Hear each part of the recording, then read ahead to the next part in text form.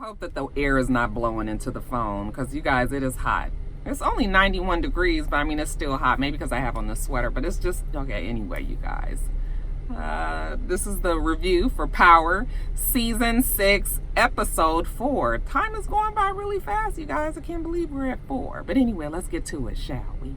So, I see one of my co-workers going into the post office. Okay, you guys, so Ghost wakes up after dreaming about his girl, Angela, and then lo and behold, who do you believe is sitting on his bed? Okay, talking all slow. I guess this is supposed to be like dream-like or something. I was like, bitch, what happened in heaven? You can't talk regular. Is she in heaven? Anyway, she's basically throwing a guilt trip on Ghost, telling him about himself, you know, and wondering why is Tommy still alive? Well, that is the question, because Ghost can't seem to seal the deal. It's not for lack of trying, though. So while he's sitting up there talking to Angela, and I guess she's trying to tell him low-key that he need to kill Tommy, he gets a call from Jason. Hey, Nick, okay, you didn't do what you needed to do, so you need to bring me my money. And, you know, Ghost is irritated about that. So he goes to work. And child, that Proctor then brought Dre up in there. Child, he had to talk Ghost off the ledge. He was going to kill him with his Mont Blanc fountain pen. Okay, had him all up against the wall, you know, about to stab him in his eye. And Proctor was like, no. We can use him. You know, they're trying to make him the witness. He knows about another witness against you, and Ghost don't believe it. But Dre was like, it's some girl, what was her name? We don't know the girl's name. The guy's name, Miguel Alvarez. Well, that name means something to Ghost, but he still don't trust Ghost, okay? Not Ghost, Andre. Let me slow it down. But Proctor says, we can use this, we can control the narrative, we can have him talk to Overly Dedicated and the rest of them, and, you know, kind of get them off of your back. All right. And so, you know, Ghost is looking at him and he was like, I don't know, but this motherfucker better do what he need to do. He gonna wear a wire and we gonna hear what he has to say. Fine. All right. And so he lets him go. And when he walks out, Proctor follows him out and says, listen, you need to find that witness, whoever it is that they're talking about. We need to know who it is. Now, jumping over to Tommy, he goes and tells his crew that, hey, everything is back on and got his shipment is coming tonight. Everybody better be on like Donkey Kong. Okay, don't y'all love my little 80s? When I be editing, I'll be like, Roxanne, why you say that? That's so so corny. I can't help myself, you guys. Anyway, he gets a text message from Keisha. Your mama's here and she's supposed to be spending the night? Oh, Lord, not his mama. Okay, he got to go run to the house and see what his mama talking about. And, you know, mama's gonna be mama. She always mama. She loves her Tommy. You know, she's got her ways, but whatever. And Tommy is trying to get her to go back home as usual. But I was like, one of these days you gonna know that your mama got your best interests at heart. I mean, I think he knows that deep down inside, but he just don't be feeling like all the extra that come with the mama. But, you know, mama's there and she's telling Keisha, when Tommy walked away, did he tell you what happened to Holly? I was like, yeah, I'm sure he ain't told Keisha. That mom gonna get them words to Keisha one day. Okay, so it's just a matter of time, and then we're gonna see how Keisha feel about the love of her life, Tommy. Now, Overly Dedicated is at the office. He's listening to the Unicorn, you know, the recordings, and really he ain't got shit. Basically, Proctor's baby mama and the little girl argue with each other, call each other bitches, and hit each other. I mean, the girl hitting the mama hitting the little girl and all this. He was like, I can't do nothing with this. You're gonna lose your damn child if I even have to put this shit out. Okay, but she was like, I can't control what comes up on the Unicorn, but does that sound like anything? And he said that could be everything. And she was like, well, there was a Tommy over at the house that she said, but you know, she didn't get any of that on the Unicorn. But you know, he's like, you need to still work on that. Now, Tasha, we see Tasha, honey, she got her little storefront up in her daycare. But I said, boy, they sure do move fast up there in New York. I mean, I guess when you got the right strings to pull. Okay. So she called her divorce lawyer. Hey, put that divorce on hold for now. You know, I'm just not ready to do that just yet. Okay. And yeah, she's working on this business. We still don't know for sure if this is going to be her legitimate thing or if she's going to be washing some money through there, but it's up. Now, in walks cute construction worker, you know, and it's all things, you know, we already know what it's going to be. He's cute guy, he's single, you know, got a little baby, you know, baby mama on drugs, fucked up, gone somewhere, you know, yada, yada, yada. He's interested in Tasha. Tasha looks like she's interested too, but she's trying to keep, you know, trying to keep her head on straight with this business thing. She ain't got time to really be fooling with him right now, because she gets a call that the trust fund, the paperwork that she signed, she signed St. Patrick, but she needs to come in and sign whatever her other last name is going to be.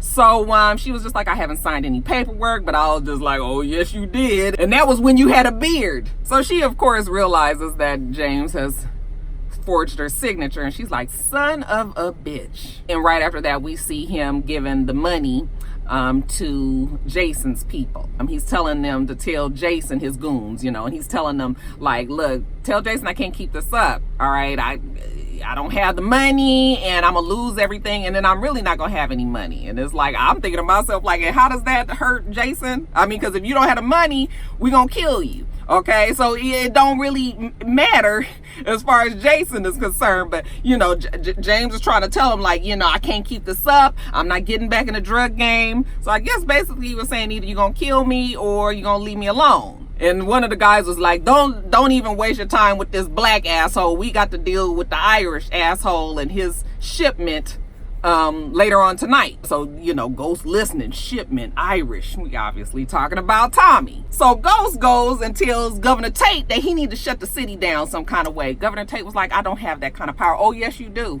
Okay, make some calls. And Tate was like, I will, but this ain't gonna come back and bite me. Oh, of course not, Governor Tate. Just do what you do. So once Ghost leave Tate, then Tasha come flying into Governor Tate's, his precinct offices, his, what is it that I'm trying to say? The office, I can't even think of the word right now. And he ain't there, but she tells Ramona, that she need to talk to Tate because Ghost and forged her damn signature, and you need to know the kind of person that you working with. Now I'm sure they clear on what they working with. Okay, even Ramona, even though she ain't got into the deep ends of what's going on there, I'm sure she got an idea. And Ramona tries to tell her, listen, girl, when I got my divorce, I just moved on with my life. You need to do the same thing. Okay, quit worrying yourself about Ghost because he's using that money for this project. I'm thinking to myself, like, fuck that project, because Tasha didn't even really want the project to begin with. This is Ghost's guilt that's dealing with that project. And now the project, like somebody said, what the fuck is it? Is it a community center? That's what somebody in my, in my inbox was just, in my comments was like, well, I don't even know what the QCP is anymore. But I was just like, girl, you got your nerves because you really don't know Tasha and Ghost and all the shit that's gone on. So anyway, Tasha was like, no, this is my business. I got this business for my kids, okay? Because obviously you see it ain't no fucking money around, and I need to make sure that, they're taken care of. And I'm thinking to myself, what woman tells another woman don't, I was just thinking, I was just like, oh, Ramona, don't tell this bitch to move on. She gonna get whatever's hers. So she was just like, don't force me into a corner. That's what she was telling Ramona. Okay, Ramona had that little smirk on her face. And I was just like, okay, Ramona, don't underestimate Tasha. Even though Tasha never seems to come out on top, every now and then Courtney will give her a little bit of something. So she goes back to the daycare, and a cute construction worker comes in. He sees that she's a little stressed, and he asks her, let's go get a drink. And she says no, she's not getting no drink. But surprise, surprise, I got a bottle in my desk. Now, listen, if I'm trying to go have somebody watch my children at a daycare, you're not getting my business if you got a drink in your fucking desk. What the fuck who does that? This is not even a regular office. Like, maybe you might have something. This is a daycare. I would think that alcohol needs to be the furthest away from the premises, but he seemed to be okay with it, child. So he come on in there. We gonna have us a drink. And next thing you know, these two is busting slobs. That's another 80s reference. They busting slobs. And all I said, girl, she done took his jacket off and his shirt, and they about to fuck on this desk. I said, Tasha, now you want to act like a hoe? We gonna treat you like a hoe now. You cannot be this way. I know shit is rough, but damn, somebody get her a sex toy and let her be at the house. We can't do this. Okay, and she finally hears Roxanne's little voice in the background whining, and she says, you know what, can we stop this? And he said, okay, all right, but can I take you to dinner, like a real date? And she says, well, she'll be in touch. I said, girl, now don't let the man pass you by. Now, even if he he went through all this and almost had to categorize you as a whole. You stopped him right in time. So, maybe now he do mean, that he's still interested, girl. Maybe you need to go, because what is happening in your life, child? Now let's jump over to Tariq. Tariq gets a text message that says delivery time. And, he's just like stressed out, like, oh my God. I'm thinking that that's from Vince. Is that what it said? Yeah, he don't have no damn drugs to give him. So what does he have to do? Well, he's resourceful, if anything. He breaks into Tommy's warehouse. Now listen, Tommy has a warehouse that has what I'm imagining millions of dollars worth of drugs in there. Why is it so easy for somebody to just pop a latch and come in through the window? Okay, he's got his crew there, obviously, but they ain't watching. All right, once Tariq gets in there, he gets the damn drugs. He knows exactly where to go. Why does he know that? Did Tommy take him there? I don't even remember, but maybe he did. But anyway, the crew is so, having a conversation about the fact that Tommy is pulling these stunts and having them get involved. Like, they was like, fuck, we just drug dealers. Okay, motherfuckers didn't sign up for this to be breaking bitches out of jail and getting them killed and driving, y'all trumping up your charges for real. So they was just like, we hoping that he ain't gonna keep on doing shit like that. Okay, because otherwise, what they gonna do? I mean, I guess they saying that they may have to stop fucking with Tommy. So that was just to let us know that his crew, even as loyal as they are, they kind of got one foot possibly out the door. The fuck is this damn? Do you guys hear that damn truck beeping?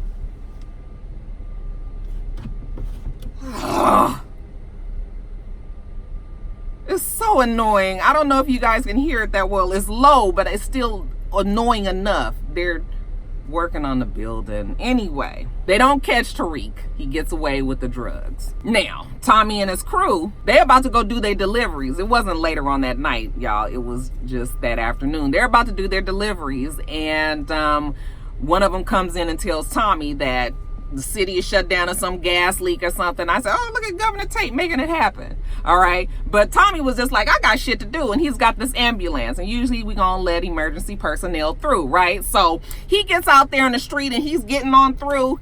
And he turns on some street. And then here come fucking Ghost. Now, Ghost, he was out there, being ghost-like, stealth-like. He was hiding out in plain daylight. Okay, and once he sees Tommy in the ambulance, he goes and gets in his SUV and he catches him on the side street and he T-bones him and gets out the car. Now, it is fucking middle of the day. It got to be about 3 o'clock. All right.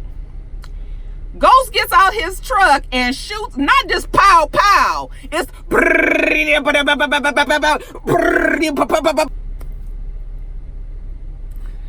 I guess every episode is just going to be something sensational. And I understand that he's shut the city down and all this, but police are still around, and even people, bystanders, innocent bystanders around to see something like this happen or hear it and call the police. But no, we don't do that. He's shooting, and then I'm going to be concerned in a minute about the fact that Ghost can't shoot a motherfucker dead. Like, you done shot 500 rounds and ain't nobody got hit in the fucking car. So he jumped back in his car. Tommy and them get away. And Ghost, by the time he get back in his truck and about to go somewhere, here come we think it's the Popos, but it's not. It's actually Tate's people. And they take him back to Ghost office. And the Tate, I would imagine if you running for governor and you dealing with some shit like this, you would have a little bit more concern than Tate did. He just sitting there like, I knew, I had to watch you. You told me it was nothing, but, I'm thinking to myself, you ought to be livid that this motherfucker is shooting at somebody at 3 o'clock in the middle of the goddamn day. Thank God I got people, that work for me that's going to come back, but that's not realistic because there's always others around that don't know what you're doing. So I was just like, oh, Courtney, y'all killing me with this, but it's a TV show. I've got to remind myself this. So, Governor Tate feel like he about to tell James something, and James had to go on and remind him, like, listen, okay, I did what I had to do, and you see, we got the message out that I was able to shut this city down, so they know I got some power behind me. And when they start thinking about it, where you think they gonna think that the power came from? Okay? So don't be sitting up here thinking you threatening me when you just as deep in this shit as I am. I'm gonna do what I need to do, and you need to stay the fuck out of my way, Tate, and get out of my office. I was like, you know. And Governor Tate had to walk on out with his tail tucked between his legs. I was like, now I want Tate to decide if he gonna be tough man Tate or if he gonna be scared of ghost Tate. One or the other. And when Tate leaves, you know, there go Angela with her slow talking self again. I guess she's officially haunting Ghost. And he tells her he tried to kill Tommy again, it didn't work. And she was like, I didn't tell you to kill Tommy, I just asked why you haven't. Because he can't. Inside of him, it won't let him. So Ghost leaves him and he's meeting up with Proctor. They're in the car. They listening to Dre talk to Overly Dedicated about, you know, trying to clear Ghost's name. So he's got the wire on and he tells Overly Dedicated, like, it's nothing. He been there at the club and everything. It's all on the up and up. You know, Ghost seems like he's a changed person. He just is nothing. And Overly Dedicated was like, no, you need to get something. And then he said, well, evidently they're trying to find the female witness. And, you know, Ghost is listening in the car with Proctor was like, wait, what's he talking about? You know, and Proctor said, I don't trust him either, so I needed him to find out where the witness is. And Ghost was like, still don't trust him. Like, he knows Andre. He's going to get what he needs, you know, and then he's going to be out. And Proctor says, well, that's fine, but until he gets what he needs, let's use him for what we need him for. Overly Dedicated is concerned that, you know, they're trying to find his witness. So that is something that he needs to worry about. But they did realize that Overly Dedicated is working this investigation kind of on his own. At least he's unofficially doing this thing, trying to get Ghost. So Overly Dedicated leaves from Andre and he goes over to the girl's house.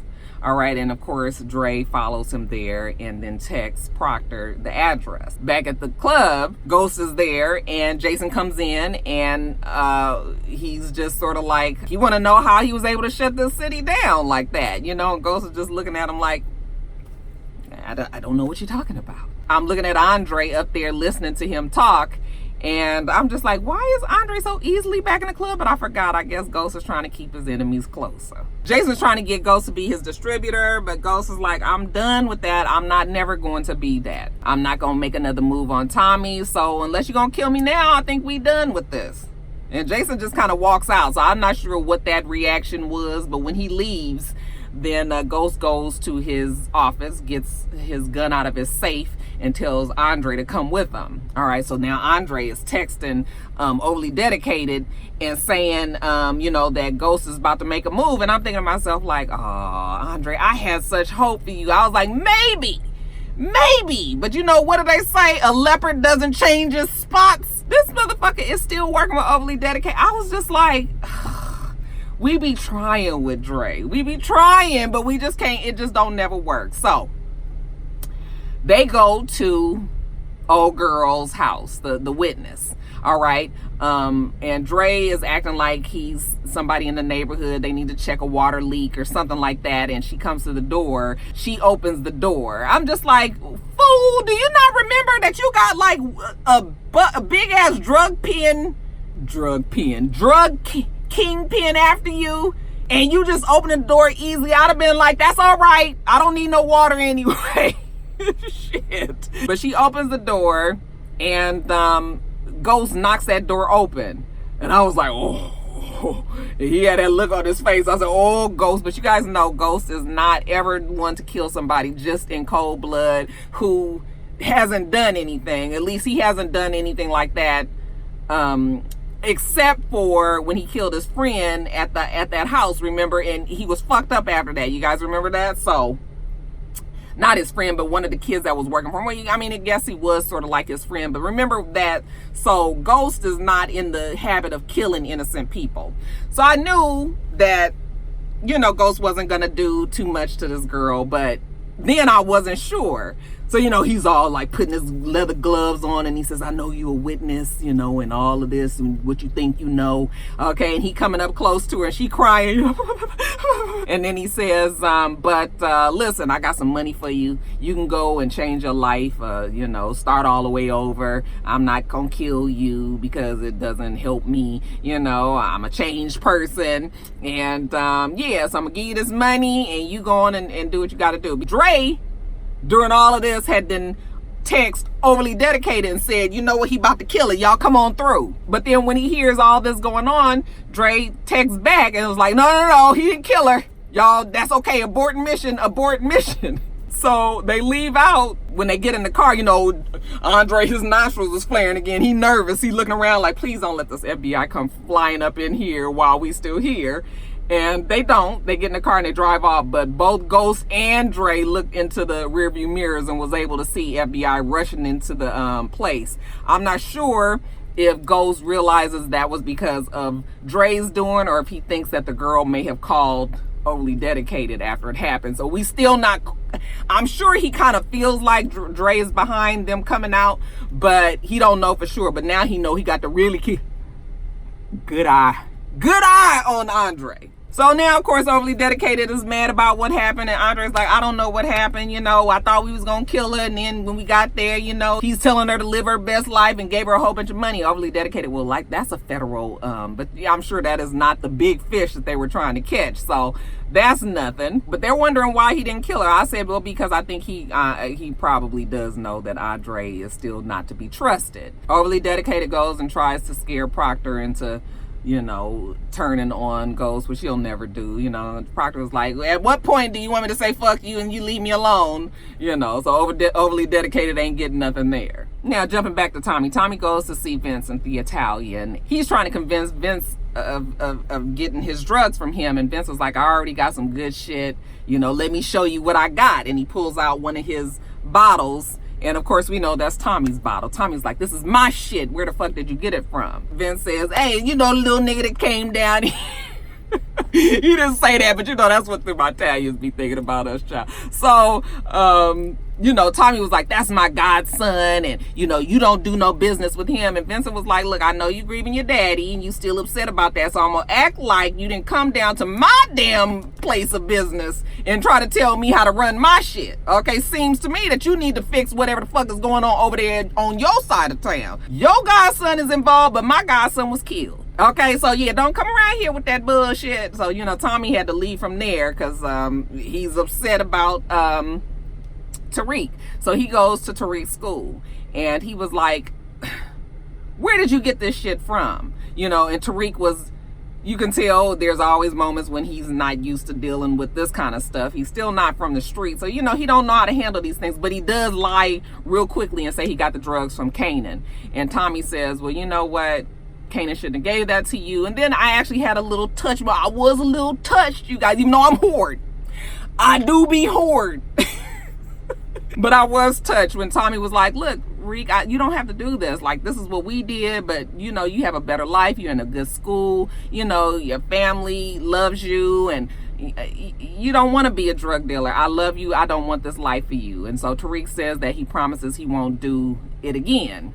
Okay, but of course Tariq, we all know that's a lie. So Tariq goes back to the Italians, damn near get his ass killed. All right, but Vincent somewhere inside got a little soft spot for Tariq. So he tell him, look, I don't give a fuck about your uncle and all that shit going on. You do what you do over there on your side, but if you can get these drugs to me, then it'll be our little secret. Okay, and Tariq tells him that he gonna make it happen. So when he leaves, one of his goons, Vince's goons, tell him like, we need to just shut his fucking mouth. And the Italian was like, no, he kind of remind me of myself when I was a young whippersnapper. We're gonna go on and let him try to figure it out, because this is the best way for him to control both James and Tommy, even though we know neither one of them really are controllable. Now, back at the house, Keisha is talking to the mama, and she's still slowly but surely getting a little information about Holly. But we still mama don't drop the axe on her just yet. And that's because Cash gets home from school and he's all, he got a fucking shiner. And, oh no, it's not a shiner. It's his lip is busted. And, Keisha's like, what is that? And he says, this ain't my neighborhood and I got jumped and it's nothing. And Keisha was like, I'm gonna go fuck me some kids up. And, the mama tries to tell her maybe she don't want to do that. And she was like, well, what would you do if it was Tommy, and this happened? And the mama was like, yeah, I'd probably whoop their ass too. And she was like, exactly. And then when she turned around and walked off, I said, Lala, what have you done to your body? What is going on with that booty and them hips? I was just like, now Lala Lala's body was fucked up before she started getting the work done, and then her body was perfect. And she kept doing stuff. I was just like, girl, nobody would lie and say that you didn't need no enhancements. But once you got that shit right, what did you keep on tuning at it for? So I was just like, oh, it just looked so strange when she walked away. So she leaves out. Tommy come on home. And the mama says, listen, I know you're going to get mad at me, okay? But, Keisha ain't the one for you. She always going to put her son first. Well, Tommy don't want to hear that shit. And mostly because the mama don't usually like nobody that Tommy's with. But usually the mama is right, too. I was right about Holly. I was right about your daddy, okay? But Tommy don't see it that way. And you know what? You got to get the fuck out, okay? I don't want none of your lasagna. Just get the road. Get the road. Get to stepping. Now let's go back over to Ghost and what has annoyed us about Ghost this episode. Well, it's always the fact that he's always so fucking high and mighty. He goes to Tasha's daycare. First of all, he mad that she opened a daycare. Okay. Secondly, he mad that she got this bullshit going on. He trying to do something with the money and she doing this mess. And she says, well, you forged my signature. And he's still, kind of on this whole, well, it's for the Queen's project. That's your shit, But anyway, they going back and forth. In walks cute construction worker. And Tasha got to kind of take him off to the side and talk to him. And Ghost is staring him down. I was just like, Ghost. But you know what? This is your typical egotistical man who is very high in power and used to getting everything that he wants. And you got this motherfucker you don't want Tasha, ain't wanted her in some time, but you still don't want nobody else to be with her. You didn't fucking killed, old boy. Okay, and we found out that he definitely did kill Tasha's man because it's been floating around that he didn't, but he did. I don't think we've had that conversation with the spirit of Angela, but it's coming up, you guys. And I'm just like, he is such a fucking asshole. And I just hate the fact that Tasha always has to jump because of Ghosts. But I see why it happens, but it's so frustrating. Jumping over to Proctor. Proctor's at his baby mama house. The baby mama and the daughter are getting home, and Proctor's trying to make nice. I'm like, what is Proctor doing? And he's just being real nice to the wife. Then I realized what he was doing as it was going on. But he's telling the wife how he wants her to be happy. She's got this new job that's great. He's also doing well, and he's working with a woman that he's actually fallen in love with, and he even got her a ring. Do you want to see it? And the girl was like, no.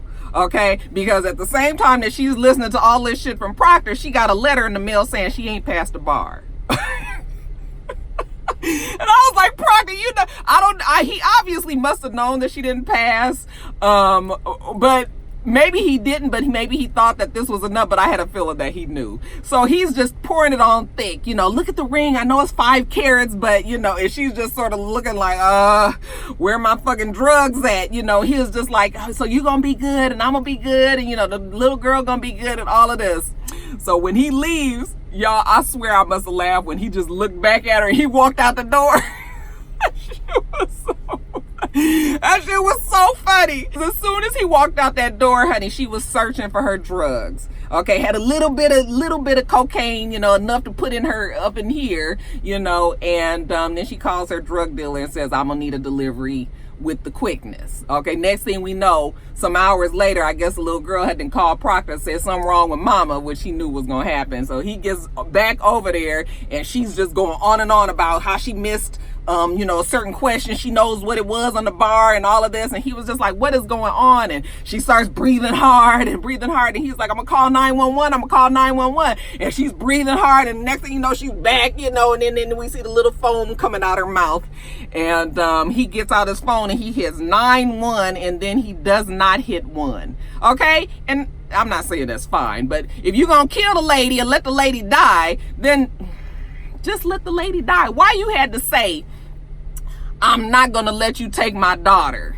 And of course, we know the unicorn is recording everything. I mean, Proctor don't know that, but you know what? You can't be too safe these days. I was like, Proctor, why you say that? He just doesn't call 911, and we know Overly Dedicated is gonna have some shit on him, and this might cause Proctor to turn, especially when it comes to his daughter. Now we see Tasha back at the daycare center, and the cute construction worker comes in, and she's like, I want to talk to you for a second. And so she pulls him to the back, and she's like, listen, I'm not no hoe, and I usually don't do shit like that, and I don't want to be known as no hoe. So I just gotta leave you alone. I can't see you, And he was just like, why? Because your husband? I've had men stare me down like that. That ain't nothing. And she was just like, no, it's just, it's not gonna work. And he was just like, listen, he don't scare me. She was like, he should. I was like, maybe he should. Okay, but cute construction worker don't know no better either. And he was basically like, listen, I'm not going nowhere. Okay. And Tasha was like, well, I am. And she walks out the room, and I'm thinking to myself, like I said, Tasha, girl, what they say, you get over one by getting under another one.